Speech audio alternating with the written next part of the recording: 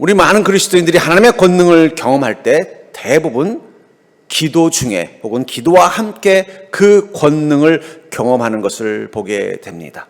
주님의 능력이, 주님의 사랑이, 주님의 은혜가 우리 삶 가운데 임할 때 일어나는 현상 중에 하나가 뭐냐면 우리가 기도 중이었다는 것, 혹은 기도로 주님과 함께하는 그 순간 그것들을 경험할 때가 얼마나 많은지 모릅니다. 전 그러면서 어쩌면 기도는 하나님께서 우리에게 주신 권능의 리모컨과 같은 거예요. 얼마 전에 저희 집 리모컨이 고장이 난 적이 있습니다. 그래서 TV가 안 틀어지는 거예요. 건전지도 바꿔보고 별짓을 하는데도 작동이 안 되는 거예요. 그래서 AS를 불렀더니 기사분이 오셔서 보더니 아이고 리모컨에 이 칩이 뭔가 고장이 난 것 같습니다 하더니 새 걸로 교환을 해줬어요. 그랬더니 어떻게 됐어요? 채널 돌리는 대로 잘 나옵니다. 기도는 하나님의 권능을 경험하게 하는 리모컨과 같은 거예요. 그 리모컨이 TV를 보여주는 건 아니지만 TV의 전원을 조절해서 어떻게 해요? 채널을 바꾸고 전원을 켜서 TV를 볼 수 있게 해주는 것처럼 우리의 기도가 살아있을 때 하나님의 권능이 우리 삶에 적절하게, 우리 삶에 필요한 만큼 그 권능이 임하는 것을 경험하는 것입니다. 그러면서 기도는 우리 그리스도인이 하나님의 권능을 경험하는 데서 가장 중요한 믿음의 태도요, 믿음의 삶일 것입니다. 실제로 사무엘상 7절부터 10절에 보면은 이스라엘 민족이 블레셋에게 시달리던 그 시절 그들이 미스바에 모여서 함께 금식하며 기도했습니다. 그때 마침 블레셋에 이스라엘 민족이 모여있다고 하니까 이들이 감히 우리한테 반기를 들려나 보다 하고는 군대를 동원해서 그들을 괴롭히려고 왔습니다. 이 소식을 듣고 다급한 이스라엘 민족은 사무엘에게 이렇게 말합니다. 우리를 위해서 부르짖어 기도해 주십시오. 그때 당신은 우리를 위하여 우리 하나님 여호와께 쉬지 말고 부르짖어 우리를 블레셋 사람들의 손에서 구원하게 하소서 하고 이 말을 듣고 사무엘이 젖 먹는 어린 양 하나를 가져다가 온전한 번제를 여호와께 드리고 이스라엘을 위하여 여호와께 부르짖음에 여호와께서 응답하셨더라. 그 말을 듣고 사무엘이 뭘 하는 거예요? 제사를 드렸다. 예배를 드렸다. 여러분, 예배에서 기도가 살아난다면, 여러분들이 예배 가운데서 기도가 살아난다면 그 순간 하나님의 응답이 임하는 것을 믿으시기 바랍니다. 여호와께 부르짖었더니 여호와께서 응답하셔서 어떻게 됐습니까? 사무엘이 번제를 드릴 때 블레셋 사람이 이스라엘과 싸우려고 가까이 오매 그날에 여호와께서 블레셋 사람에게 큰 우레를 말하여 그들을 어지럽게 하시니 그들이 이스라엘 앞에서 패한지라. 싸워볼 필요도 없었어요. 블레셋 사람들이 오다가 어떻게 되는 거예요? 쉽게 말하면 벼락 맞아 죽었다는 거예요. 이스라엘 땅은 노지입니다. 나무도 없어요. 들녘에 벼락 맞으면 그건 끝나는 겁니다. 그리 혼비백산에서 패배하고 떠나버리더라는 거예요.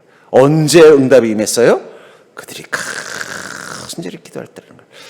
우리 한국교회가 이 짧은 시일 동안에 부흥하고 또 한국의 그리스도인들이 놀라운 하나님의 은혜를 경험하는 삶을 살 수 있었다는 것은 기도의 힘입니다. 한국 그리스도인들만큼 기도를 사모하고 기도에 목숨 거는 그리스도인들이 없었다 그래요. 그만큼 우리는 뜨겁게 기도했고 그 기도의 불씨를 통해서 교회들은 부흥했고 성도들은 그 삶의 문제들을 해결해 나갔습니다. 그렇기 때문에 우리는 다시 한번 기도를 통해서 우리는 하나님의 권능을 경험하게 되어야 할 줄 믿습니다. 그런데 중요한 건 기도한다는 것도 중요하지만 어떻게 기도해야 되느냐, 이걸 고민하셔야 된다. 오늘 본문의 이 느헤미야, 여러분 이 느헤미야서는 이스라엘 민족이 무너진 예루살렘 성을 느헤미야라는 이 페르시아의 한 관리를 통해서 회복하고 쌓아가는 이야기입니다. 근데 이 이야기의 출발이 어디서부터 시작이 돼요? 느헤미야의 기도로부터 시작이 된다는 거예요. 어느 날 소문에 그 예루살렘 성, 이때 느헤미야는 페르시아, 지금의 이란 땅에서 고위 공무원으로 일하고 있을 때였어요. 근데 예루살렘 성전이 무너지고 거기에 모인 이 예루살렘 사람들이 제대로 하나님께 제사를 드릴 수 없는 절박하고 힘든 상황이라는 이야기를, 예루살렘 성이 무너지고 이 이야기를 듣고 느헤미야가 무엇을 한 것입니까? 하나님께 눈물로 기도했다는 거예요. 기도했더니 하나님이 어떻게 하셨다는 거예요? 권능을 그에게 부어주셨다는 거예요. 이 느헤미야서가 기도로 시작하고 하나님의 응답으로 이어지는 이 사건을 통해서 우리는 어떻게 기도해야 하나님의 권능을 경험할 수 있는가를 이 느헤미야의 기도를 통해서 우리는 답을 얻을 수 있다고 믿습니다. 그렇다면 느헤미야가 기도로 하나님의 응답을 경험한 이 사건을 통해서 본 기도와 권능의 관계는 무엇일까요? 전 그것을 통해서 하나님의 권능을 경험할 수 있는 고장난 리모컨이 아니라 킬 때마다 화면이 잘 들어오는 리모컨처럼 하나님의 권능을 언제든지 경험할 수 있는 기도를 회복하는 자가 되기를 주의 이름으로 축복합니다. 그럼 우리가 어떻게 기도해야 그 권능이 임하는 기도를 경험할 수 있느냐? 먼저 기도는 하나님의 권능을 삼하는 믿음이 있어야 된다는 거예요. 여러분들 기도하는 여러분들의 그 마음과 입술에 어떤 믿음이 있어야 된다는 거예요? 하나님의 권능을 삼하는 마음이 있어야 된다는 거예요.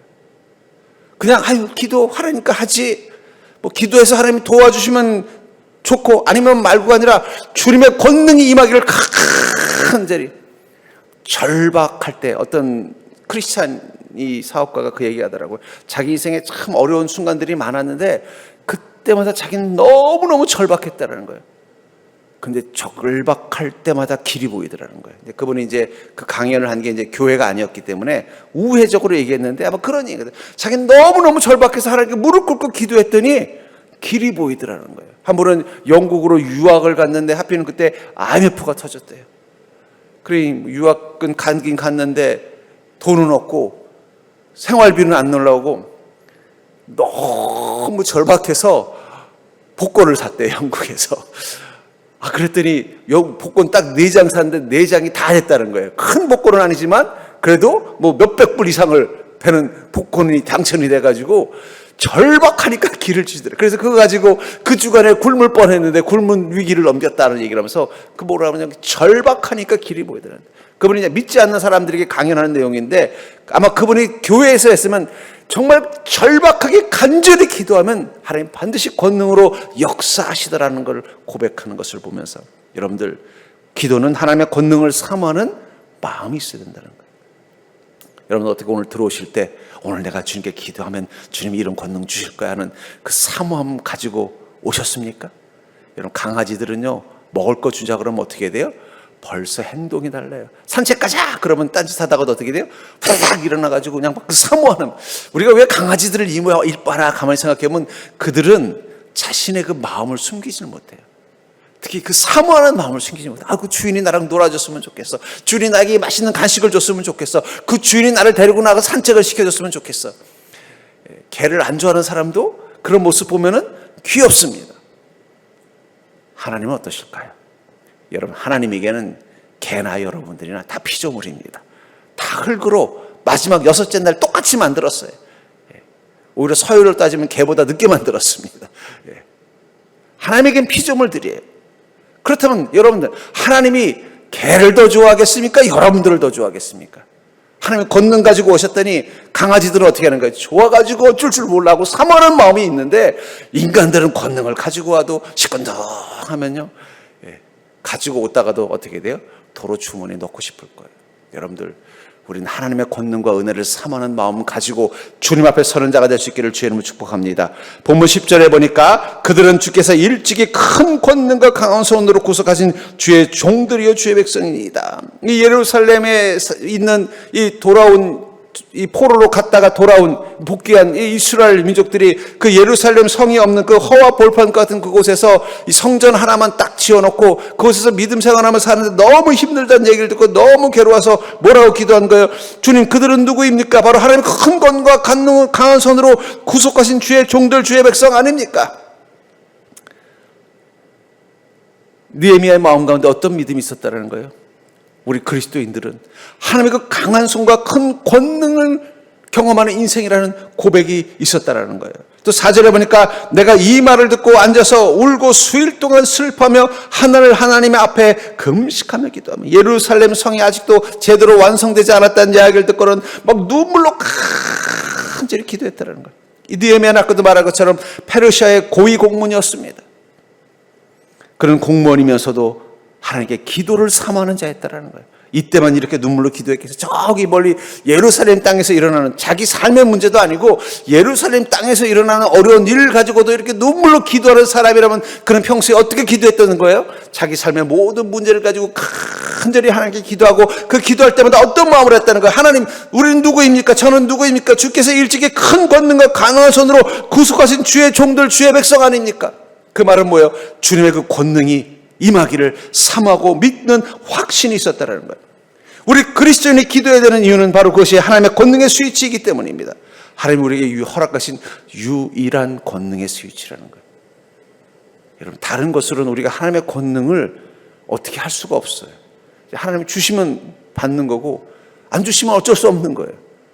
근데 기도는 하나님이 우리에게 허락하신 뭐라는 거예요? 유일한 스위치라는 거예요. 여러분들이 정말 주님의 권능을 사모한다면 기도할 수밖에 없다라는 거예요. 요즘 TV들은 스위치가 없어요. 리모컨 못 찾으면요, TV를 보고 싶어도 못 봐요. 구석으로 돌아보면 어디 스위치가 있는지를 모르겠는 거예요. 기도도 마찬가지라는 거예요. 기도를 잃어버리면 우리는 하나님의 권능을 경험할 수가 없습니다. 그래서 우리는 기도를 회복해야 돼요. 그래서 요즘 남편들이 잘 때도 리모컨 쥐고 잔다 그러더라고요. 여러분, 우리는 리모컨 쥐고 자는 게 아니라 뭘 쥐고 자요? 기도를 손을 쥐고 자야 돼요. 자면서도 기도.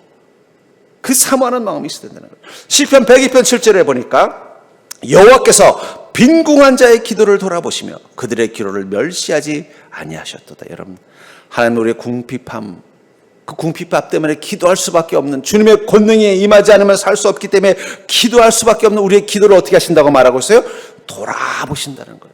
그 기도의 제목이 너무 인간적이고 너무 어리석고 너무 연약하더라도 주님은 어떻게 한다는 것입니까? 그들의 기도를 멸시하지 않으셨다는 얘기 뭐예요? 다들 주님, 제가 참 어리석어서 이 정도 기도밖에 못합니다. 내 믿음이 약해서 이런 기도밖에 못합니다. 그런 기도마저도 하나님 어떻게 하신다는 거예요? 너는 그렇게 오랫동안 예수 믿었으면서도 그런 기도밖에 못하니? 라고 말씀하시지 않는다는 거예요. 네가 얼마나 힘들면 그 기도하니? 내가 네 마음 안다. 여러분, 우리의 기도를 주님은 들으시고 사모하신다는 사실을 믿으시기 바랍니다. 그렇다면 하나님의 권능이 임하기를 원하고 그걸 사모한다면 지금 뭘 해야 되겠어요? 제가 한일전 축구한다는 소식을 듣고 집에 데려갔으면 옷을 갈아입자마자 제일 먼저 뭐부터 찾겠어요? 리모컨 어디 갔냐고 찾지 않겠냐는 거예요. 지금 막 한일전 하고 있는데 이걸 봐야 되겠다는 마음이 있으면 리모컨 찾는 것처럼 주님의 은혜가 임하지 않으면 살 수 없다는 그 갈급함이 우리 안에 있다면, 주님의 권능을 너무너무 믿고 확신하는 이 느헤미야 같은 확신이 있다면 우리는 무엇부터 찾아야 되겠어요? 기도부터 찾아야 되는 것입니다. 하나님, 저는 믿습니다. 주께서 우리의 빈궁에서, 우리의 빈궁 앞에서 부르짖는 우리의 기도를 돌아보시며 우리가 무엇을 기도하든 그것을 소홀히 여기지 않냐고 다 듣고 계신 하나님, 주님 그 은혜를 믿습니다. 간절히 기도를 사모하십시오. 전 여러분들이 하나님의 권능을 사모하는 마음 가지고 더 뜨겁게 기도하는 자가 될 수 있기를 주의 이름으로 간절히 축원합니다.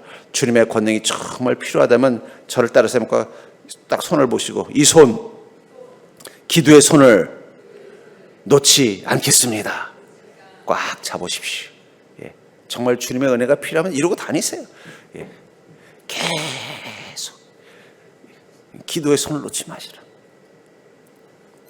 두 번째로, 하나님의 응답을 경험하는 이 기도, 이 권능과 기도의 관계 속에서 기도에는 내 삶은, 나의 삶의 주인은 하나님이심을 고백하는 믿음이 있어야 된다는 거예요. 정말 하나님의 권능을 경험하는 기도에는 어떤 기도가 있어야 된다는 거예요? 내 삶의 주인이 하나님이심을 고백하는 믿음을 가지고 기도하셔야 된다는 것입니다. 11절을 보시면 주여 구하오니 귀를 기울이사 종의 기도와 주의 이름을 경외하기를 기뻐하는 종들의 기도를 들으시고 오늘 종이 형통하여 이 사람들 앞에서 은혜를 입게 하옵소서.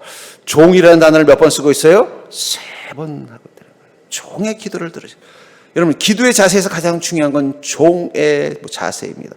다니엘서 6장 7절에 보면은 이 다니엘이 너무 왕에게 사랑받고 총애받는 것을 시기한 이 왕의 신하들이 어떻게 하면 다니엘을 쓰러뜨릴까 하다가 한 가지 꾀를 냅니다.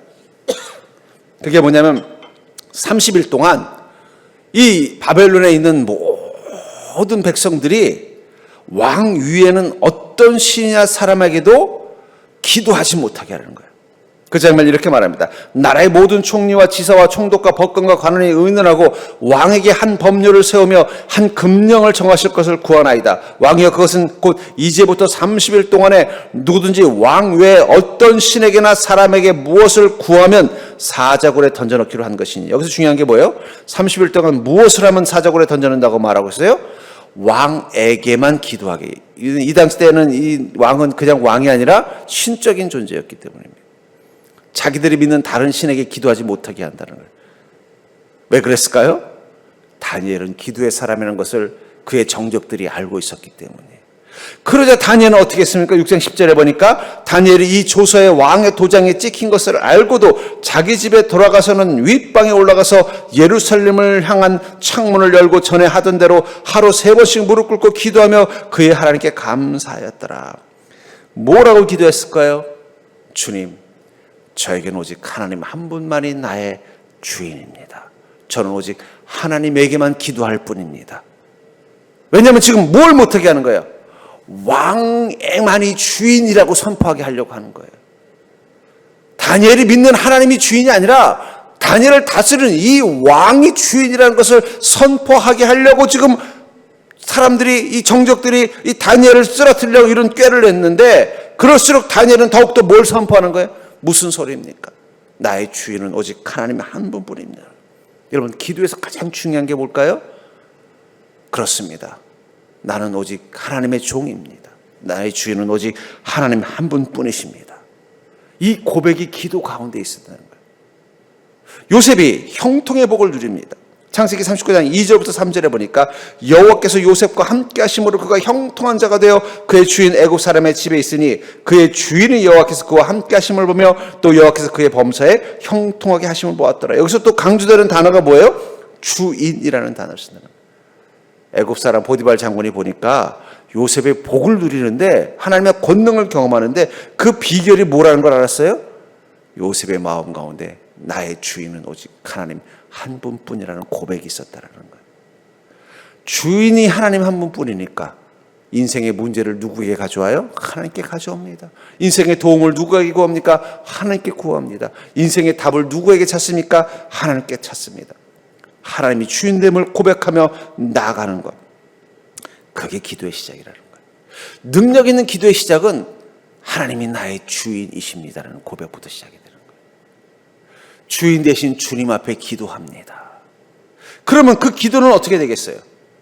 하나님을 의지하는 믿음의 고백이 되니까 하나님은 그 기도 가운데 어떻게 해요? 응답하시는 것입니다.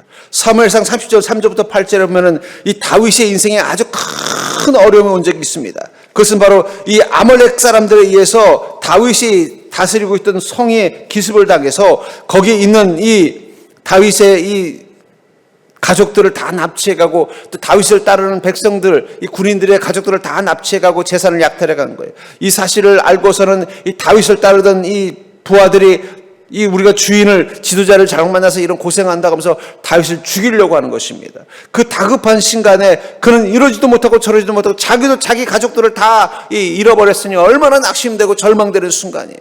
그 속에서 그냥 지쳐 있는데 그때 이 6절, 사무엘상 40장 6절에 보니까 백성들이 자녀들 때문에 마음이 슬퍼서 다윗을 돌로 치려하니 다윗이 크게 다급하였으나 그의 하나님 여호와를 힘입고 용기를 얻었다. 여러분, 자기를 따르던 부하들이 우리가 대장을 잘못 만나서 가족들 다 잃고 우리가 이 개고생하는데 우리가 언제까지 이 사람 말 듣고 따라야 되겠어? 우리 이 사람 죽여버리고 이 사람 버리고 다시 예루살렘으로 돌아가서 다시 이스라엘 돌아가서 우리 사울 왕께 항복하고 그냥 그 밑에 있자. 완전 다윗은 고립무원의 상황이라는 거예요. 가족들도 다 납치당했죠. 이제는 부하들까지 자기를 죽이려고 하는 이 절망적인 순간, 근데 그는 여호와 하나님을 힘입고 용기를 얻었다. 어떻게 힘입고 용기를 얻었을까요? 내가 지금까지 내 부하들을 의지한 게 아니지 않습니까? 저는 하나님만 의지했습니다. 왜냐하면 하나님이 나의 주인이시기 때문에.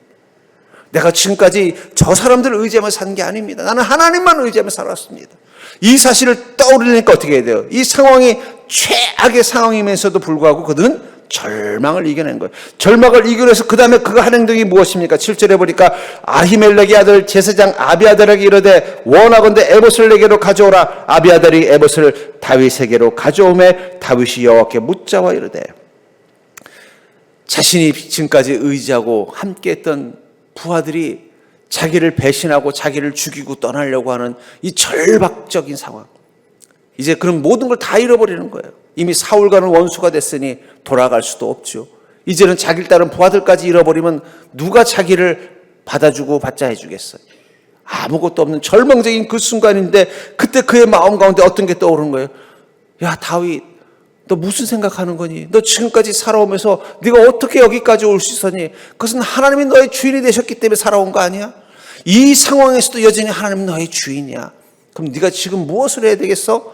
그 순간 깨달은 것입니다. 내가 여기서 절망하고 낙심할 게 아니라 주님께 나아가자. 에봇은 제사장이 하나님께 기도할 때 차는 복장입니다. 그런 그것을 복장을 입고 어떻게 해요? 주님께 나가 기도하는 거예요. 하나님, 저를 지켜줄 수 있는 분은 하나님 한 분밖에 없습니다. 제가 이 절망적인 상황에서 벗어날 수 있는 길을 알려줄 수 있는 분은 하나님 한 분밖에 없습니다. 저는 이제 부하들에게도 버림받았습니다. 가족들은 다 잃어버렸습니다. 재산을 다 잃어버렸습니다. 저에게 남은 건 아무것도 없습니다. 그러나 저는 여전히 믿습니다. 하나님은 나의 주인이십니다. 그 순간 하나님이 어떻게 하신 거예요? 그에게 음성을 들려주신 거예요. 뭐라고 음성을 주셨어요? 여호와께서 그에게 대답하되 그를 쫓아가라. 내가 반드시 따라잡고 도로 찾으리라. 하나님의 응답을 들은 것입니다. 그는 어떻게 했어요? 부하들을 설득해서 아말렉 군대를 쫓아갔습니다. 기적적으로 아말렉 군대를 만나서 그들을 다 물리쳤어요. 물리치고 보니까 자기 재산, 자기 가족, 부하들의 가족들 아무도 다치지 않았을 뿐만 아니라 이 아말렉 군대가 자기 다윗의 성만 온 게 아니라 여기저기 다니면서 여기저기서 다 포로들, 성들 해가지고 오히려 절하 입게 됐어요. 더 부자가 돼버린 거예요. 다 잃었다고 생각했는데, 내 주변에는 아무것도 없다고 생각했는데, 그때 그의 믿음의 작은 마음속에 모르면서 너 무슨 소리야? 너에게는 하나님이 계시잖아. 너는 여전히 하나님의 종이고 하나님이 여전히 너의 주인이잖아. 이건 불변한 거야. 그럼 너 여기서 뭘 해야 되겠니? 기도해야지. 여러분, 우리가 하나님이 주인이기 때문에 기도하는 것입니다. 하나님만이 우리의 주인이기 때문에 기도하는 것입니다. 하나님만이 우리의 도움의 돌이기 때문에 기도하는 것입니다. 우리가 의지할 분은 오직 하나님 한 분뿐이라는 걸 알기 때문에 기도하는 것입니다. 그게 바로 여호와 하나님을 힘입는 거예요. 우리가 언제 주님을 힘입어야 되느냐? 내가 의지했던 것들로부터 실망할 때라는 거예요. 가족, 사람들, 내 경험, 내 능력, 그것들이 나를 실망시킬 때, 내게 아무 도움이 되지 않는 그 순간, 우린 그때 하나님을 힘입을 수 있는 믿음을 가진 자라면 우린 당연히 어떻게 되겠어요? 기도하는 것입니다. 주님, 세상 속에서 내 상황의 모든 게 다 나를 지치고 힘들게 하지만 여전히 달라지지 않는 것, 하나님은 나의 주인이십니다. 나는 하나님의 것입니다. 주께서 내 인생의 주인이심을 저는 믿습니다. 그 기도 가운데 하나님이 답을 주십니다. 그게 응답이라는 거예요. 그리고 그 응답에는 반드시 하나님의 권능이 함께 하는 것입니다. 전 여러분들이 그 놀라운 기도의 의미를 깨닫는 믿음 되기를 주의 이름으로 축복합니다. 그러니까 정말 너무 낙심될 때 어떻게 하라고요? 고백하라는 거예요. 어떤 고백? 하나님만이 나의 주인이시오. 하나님만이 나의 힘이시오. 하나님만이 나의 도움이십니다. 이걸 고백하는 기도부터 시작하세요. 그러니까 시편을 보면 어떻습니까? 주시옵소서라는 기도보다는 뭐가 많아요? 하나님을 바라보겠습니다. 하나님이 나의 반석입니다. 하나님만이 나를 아십니다. 왜 이걸 계속 강조하느냐? 그게 기도의 시작이기 때문이에요. 그 고백을 하는 기도 가운데 주님이 들으시는 거예요. 들으시고 뭐라고 말씀하시는 거예요? 내 삶의 문제에 대한 응답을 주시는 것입니다. 전 여러분들이 그 고백을 통해서 하나님이 주인됨을 고백하는 믿음을 가지고 기도의 자리에 서는 자가 될 수 있기를 주의 이름으로 간절히 축원합니다. 세 번째로 하나님의 응답을 경험한 이 사건을 통해서 본 기도와 권능의 관계는, 기도의 응답에는 하나님의 명령이 있음을 아셔야 합니다.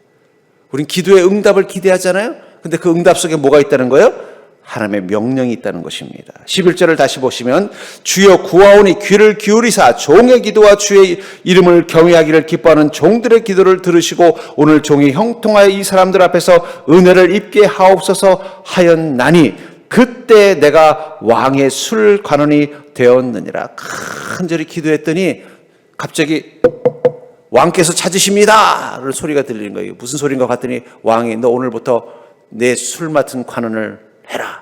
술 맡은 관원이라는 게 무슨 무슨 술집에서 이렇게 따라주는 게 아니라 왕 옆에서 정책 자문하는 사람을 말하는 거예요. 왕이 직무를 끝내고 쉴 때 어떻게 돼요? 와서 이렇게 술을 따라주면 마시면서 어떻게 해요?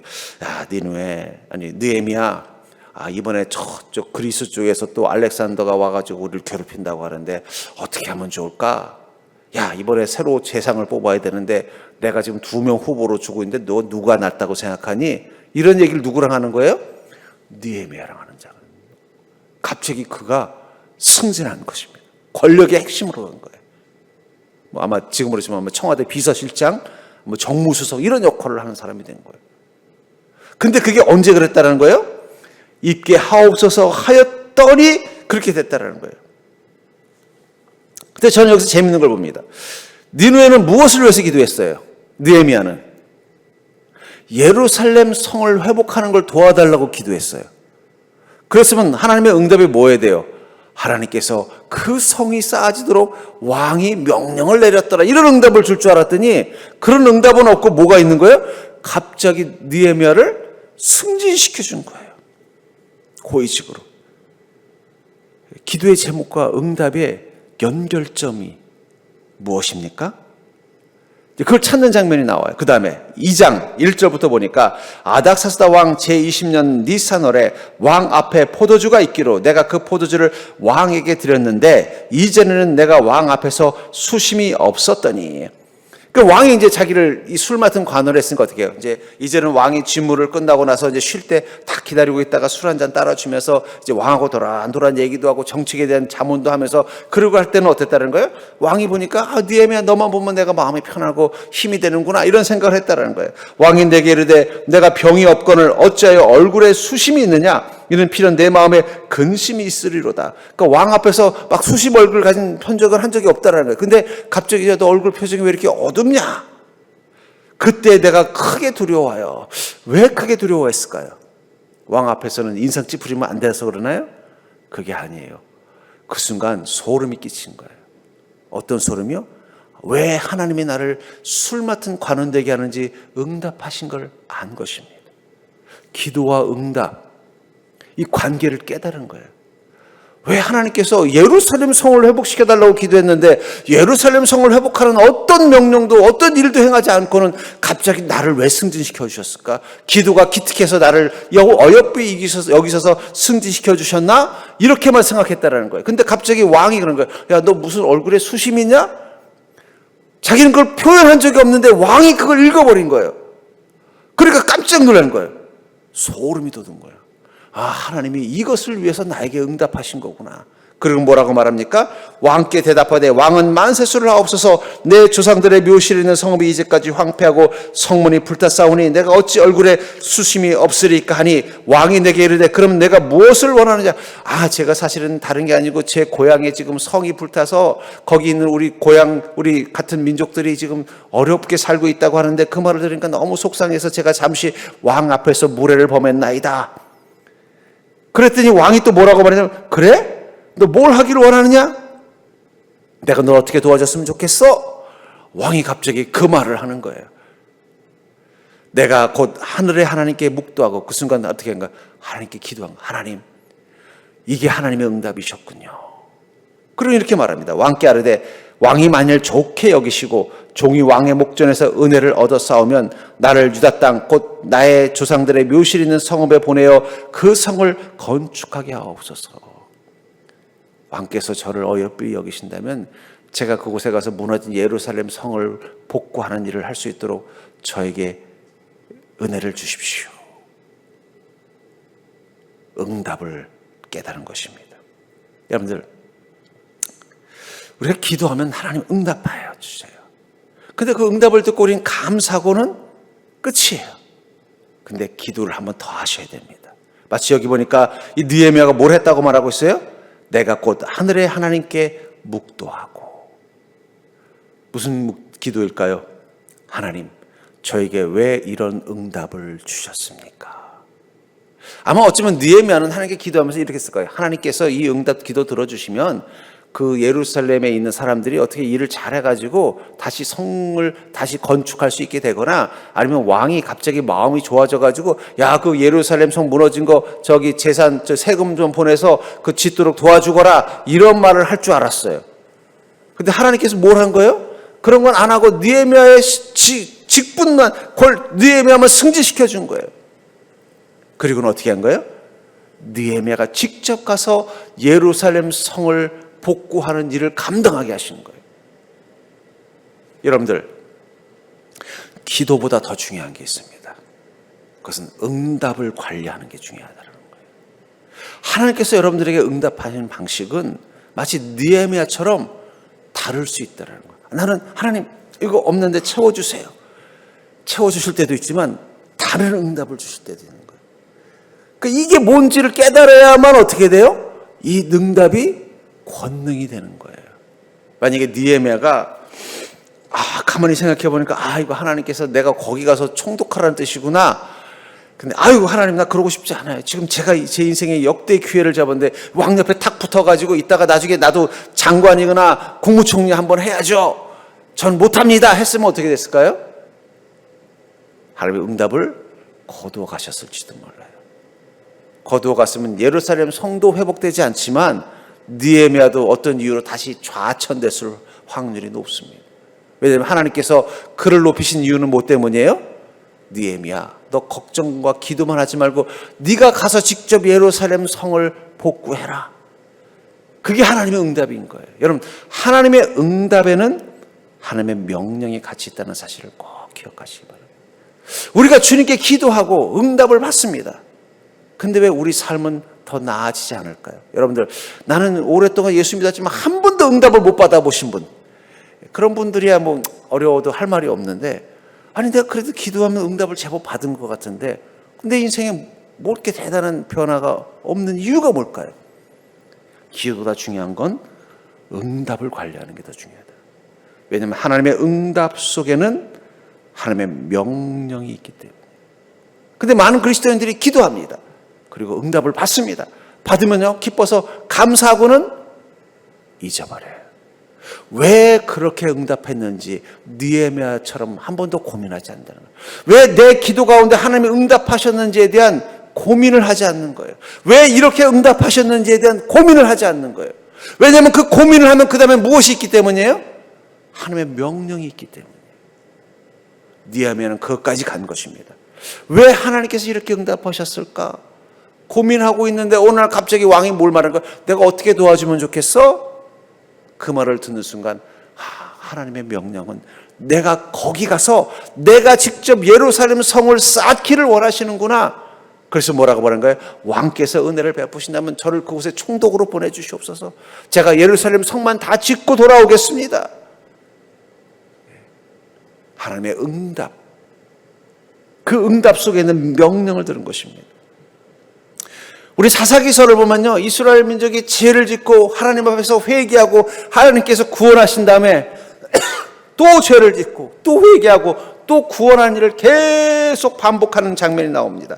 사사기 3장 7절부터 8절에 보면 이스라엘 자손이 여호와의 목전에 악을 행하여 자기들이 하나님 여호와를 잊어버리고 바알과 아세라들을 섬기니라. 그래서 또 하나님이 벌을 주셨어요. 그랬더니 또 회개했어요. 그래서 다시 하나님께서 회복시켜 주셨어요. 그랬더니 또 3장 12절부터 13절에 보면 이스라엘 자손이 또 여호와의 목전에 악을 행하니라. 이스라엘 자손이 여호와의 목전에 악을 행함으로 여호와께서 모압 왕 에글론을 강성하게 하사 그들을 대적하게 하며 또 악을 행하니까 이번엔 다른 사람을 통해서 괴롭혔습니다. 그랬더니 또 회개했어요. 그래서 사사기 4장 1절부터 3절에 보니까 에훗이 죽으니 이스라엘 자손이 또 여호와의 목전에서 악을 행하며. 기도했더니 응답해 줬는데 왜 이런 불행한 일이 계속 반복이 되는 거예요? 그것은 응답의 의미를 한 번도 고민하지 않았다는 거예요. 하나님께서 이렇게 응답하신 건 우리가 다시는 이 하나님 앞에서 우상을 섬기고 죄를 따르지 말라는 뜻이 있구나. 그걸 깨닫고 우상을 섬기지 않고 죄를 따르지 않았다면 이 불행한 일이 계속 반복됐겠습니까? 안 된다는 거예요. 왜 오랫동안 우리가 응답을 경험했는데 그 축복이 남아있지 않을까요? 축복이 쌓이는 그리스도인의 인생의 특징은 바로 응답을 많이 받은 그리스도인이 아니라 받은 응답을 잘 관리하는 그리스도인이에요. 왜 하나님께서 내게 이런 응답을 하셨는가 고민하고 그 답을 찾아내서 그 답에 맞게 순종하면서 사는 사람들은 축복이 계속 쌓여요. 근데 이스라엘 민족들처럼 아이고 하나님 좀 살려주세요 해서 응답 줬더니 야 살만하다 그러면 또 잊어버리고 어떻게 돼요? 왜 그 응답을 주셨는지는 까맣게 잊어버리고 다시 옛날에 그 죄된 본성으로 돌아가서 또 그렇게 사는 거예요. 그럼 어떻게 돼요? 또 자기 인생 가운데 그 은혜는 사라지고 고통이 많은 거예요. 그걸 계속 반복하는 거예요. 우리가 그런 사람 같지 않습니까? 우리가 그 사사기서에 나오는 이스라엘 민족 같지 않냐는 거예요. 여러분, 하나님은 여러분들이 기도하면 또 응답하실 것입니다. 근데 응답 받았다고 기뻐하고 끝나버리면 그건 끝이에요. 또 우리는 기도해야 될 때가 올 거예요. 또 응답이 필요할 때가 올 거예요. 근데 우리가 기도하고 응답 받았을 때 하나님께서 왜 이렇게 응답하셨는가를 느헤미야처럼 한 번 더 고백하고 기도하면서 하나님의 명령을 찾고 실행하는 순간 그 응답은 사라지지 않고 계속 우리 삶의 권능이 되어 줄 것입니다. 전 그런 의미에서 절대 해볼까요? 기도의 끝은 응답이 아니라 사명과 순종이다. 느헤미야는 그걸 깨달은 거예요. 내가 기도할 때마다 응답하시는 주님의 은혜, 그것은 그 응답을 받고 기뻐하는 것이 끝이 아니라 왜 내게 이 응답을 주었는지를 깨닫고 순종하는 것이구나. 여러분, 술 맡은 관원이 저 변두리 예루살렘에 총독이 되는 것보다 훨씬 높은 자리예요. 한번 생각해 보세요. 여러분들이 저기 청와대 비서실장이나 정무수석 하는 게 좋은 자리겠어요? 아니면 저 진도 군수 하는 게 좋은 자리겠어요? 예? 근데 본인은 뭐라고 말하는 거예요? 왕이 허락하시면 제가 진도 군수로 가겠다는 거예요. 남들은요, 쟤 미쳤나 보다. 아니, 저 좋은 자리 승진했으면 무슨 일이 있어 거기 붙잡고 더 높은 자리, 이 술 맡은 관원보다 더 높은 자리는 장관이나 아니면은 총리밖에 없어요. 그게 제일 더 높은 그 윗자리예요. 그러니까 여러분, 청와대 정무수석 비서실장 한 사람들은 다 뭐예요? 장관하든지 국회의원 하잖아요, 그 다음에. 근데 갑자기 뭐랄까, 왕이 허락하시면 저 진도군 군수로 좀 갔다 오게 해주시오. 이런 거랑 똑같은 거라는 거예요. 근데 왜 그렇게 했을까요? 그게 응답의 목적이라는 걸 알았기 때문이라는 거예요. 그리고 순종합니다. 그런 느헤미야는 미련 없이 자신에게 주신 그 복을 내려놓고 가서 거기서 고생해요. 고생. 월급도 못 받고 자기가 지금까지 벌어온 돈 써가면서 예루살렘 성 다시 짓고 또 성 짓는 과정 가운데서 또 다른 옆에 살던 민족들이 막 시기해가지고 또 왕에게 막 투서를 보내가지고 오해를 받아가서 또 왕한테 가서 또 설명을 하고 해명을 하고 잘못하다간 자기가 무슨 반역자가 될 뻔한 위기도 처. 그 고생을 하는데도 왜 느헤미야는 그 일을 했어요? 그것은 그 응답의 목적이 그거란 것을 알았기 때문이라는 거예요. 여러분들, 기도의 끝은 응답이 아닙니다. 사명과 순종입니다. 그때 그 응답은 계속해서 우리 삶에 하나님의 권능으로 남아 있는 것입니다. 만약에 아직도 주님의 권능이 임하지 않아서 우리가 기도를 해야 될 때라면 여러분들, 주님의 응답으로 멈추지 마시고 응답 너머에 주님의 명령과 그 주님의 뜻을 헤아리는 믿음으로 나아가는 자가 될 수 있기를 주의 이름으로 간절히 축원합니다. 그럴 때 우리는 권능 있는 기도, 기도의 권능을 경험하는 복된 인생이 될 줄 믿습니다. 전 여러분들이 느헤미야와 같이 권능을 경험하는 기도자가 될 수 있기를 주의 이름으로 간절히 축원합니다.